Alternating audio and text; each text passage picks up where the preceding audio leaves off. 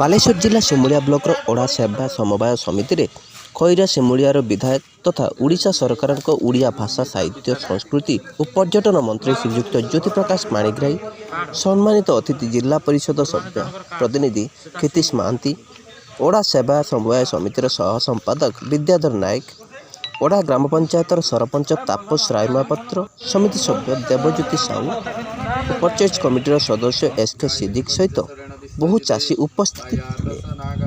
ଚାଷୀମାନେ କିପରି ସୁରୁଖୁରୁରେ ଧାନ ପକାଇବେ ସେ ବାବଦରେ ମନ୍ତ୍ରୀ ଆଲୋଚନା କରିଥିଲେ। ଏହି ଅଞ୍ଚଳରେ ମଣ୍ଡି ଖୋଲିବା ପରେ ଚାଷୀମାନଙ୍କ ମଧ୍ୟରେ ଉତ୍ସାହ ଦେଖିବାକୁ ମିଳିଛି। ଖଇରାରୁ ନିରଞ୍ଜନ ବେହେରାଙ୍କ ରିପୋର୍ଟ, ନଜର ଓଡ଼ିଶା